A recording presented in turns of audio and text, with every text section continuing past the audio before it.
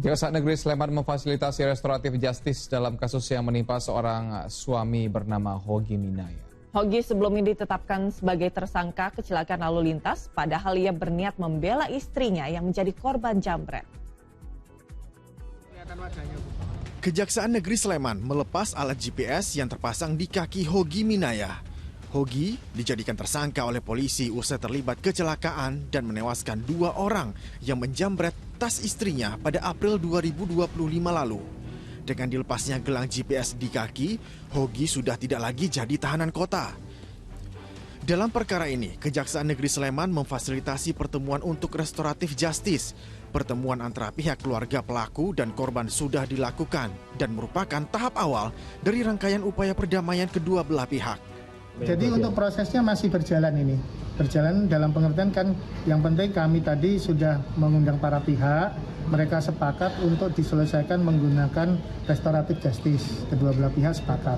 Dihadiri oleh keluarga daripada korban, ada keluarga di Pagar Alam dan keluarga di Palembang.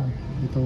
Kemudian dihadiri kuasa hukumnya juga, kuasa hukum korban ya.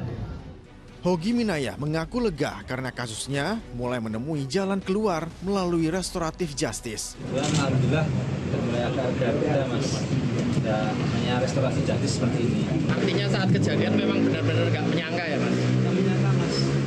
Kasus penjambretan yang mengakibatkan 2 pelaku tewas akibat kecelakaan di Sleman mendapat sorotan publik.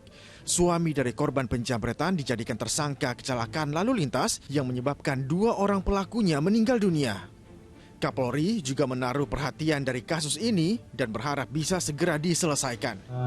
Kasus itu sebenarnya sudah terjadi beberapa waktu yang lalu, namun Kapolda sudah melaporkan bahwa saat ini sedang diupayakan untuk melaksanakan restoratif justice, sehingga kasus tersebut segera bisa selesai. April 2025, Hogi Minaya membela istrinya yang menjadi korban penjambretan di Sleman, Yogyakarta. 2 penjambret itu tewas setelah menabrak tembok saat dikejar suami korban. 3 bulan setelahnya, Hogi Minaya ditetapkan sebagai tersangka kecelakaan lalu lintas.